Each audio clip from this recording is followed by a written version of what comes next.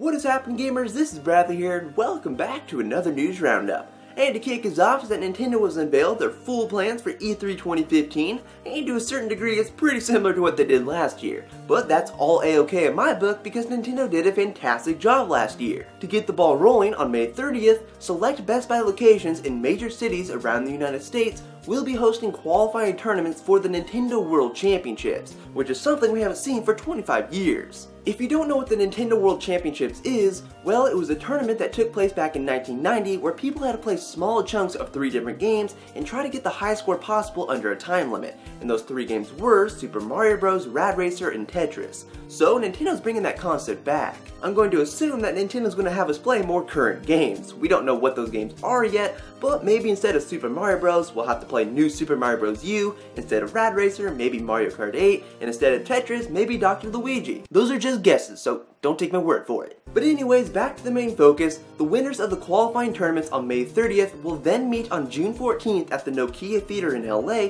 for a multi-round Nintendo game competition. And just like the Smash Bros. Tournament last year, we'll be able to watch it live online. And just like Nintendo's been doing for a couple of years now, they will not be having a live stage presentation to reveal new games and stuff. But instead, they'll be switching it out with a Nintendo digital event, which will be a pre-recorded online video. And this presentation will start on June 16th at 9 AM Pacific time. I much prefer these videos over the live presentations because 1, they're pre-recorded so you don't have to worry about things going wrong, and 2, they can cram more information into them. So I'm glad Nintendo's going this route again. Plus, these videos just kind of feel more professional because you don't have people coming up on stage acting like they're playing drums and making fools of themselves. But in my heart, my body will always be ready. And again, just like last year, Nintendo will have the Nintendo Treehouse Live, where developers will get to play their games unscripted and we get to see a ton of gameplay footage. Nintendo has yet to announce the times of the Treehouse Live, but it's probably going to start on Tuesday after the digital event and then each day of E3 after that. And I think it's fair to assume that we're going to be seeing some Star Fox. So hold on to your jimmies, it's coming. And the 4th and final event that Nintendo is planning for E3 is that on 2 days during the week of E3, select Best Buy locations will be allowing fans to play the upcoming Wii U title, Mario Maker.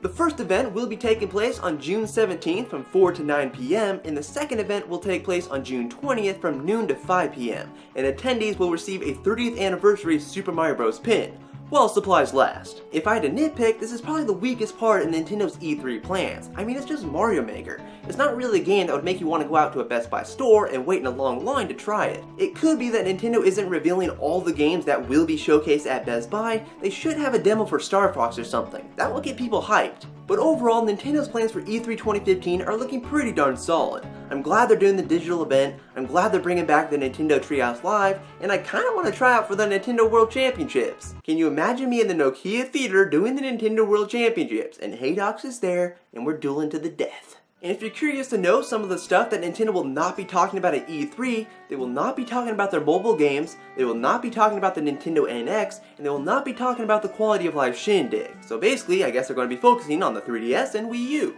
And that's all good and dandy to me because that means they can focus on their big games and that the Wii U isn't going anywhere. But moving away from all that E3 hoopla is that a rumor has cropped up on the Japanese message board called 2chan that a new Paper Mario game is coming to the Wii U. And it's in development by Intelligent Systems, who are the same people who made all the other Paper Mario games. The reason this rumor cropped up is because Intelligent Systems attended a job expo in Japan, and yes, this did happen, but apparently representatives from the company were saying that a new Paper Mario game was in development. I am somewhat iffy on this rumor. I mean, I do want a new Paper Mario game to come to the Wii U, but at this point, it's just hearsay. I'm not a video game developer, but don't they have to sign a non-disclosure agreement where they can't talk about the games that they're working on? So why would they mention it at the expo? But again, it's just hearsay. We don't have concrete evidence that this actually happened. I do want to believe it because it is Paper Mario and we do have E3 coming up, so this could be a new game that they'll announce, and hopefully it would fix the problems that Sticker Star had. But with the possibility of a new Paper Mario Wii U game happening,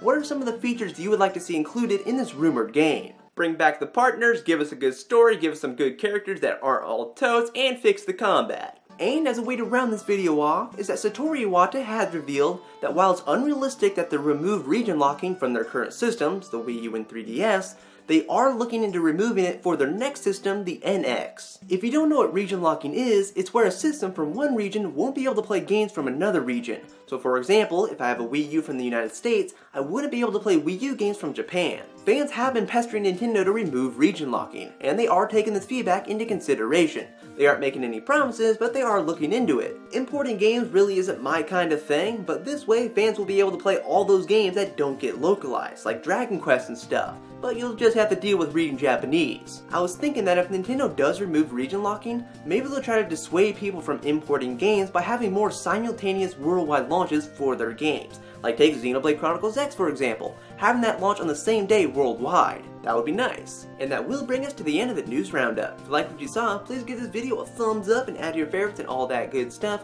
and you can stay tuned for more videos in the future. The 50th episode of That's on Miiverse will be going up this Saturday, so you can stay tuned for that, and it is a special one, but I will talk to you all later in the next video guys. Bye!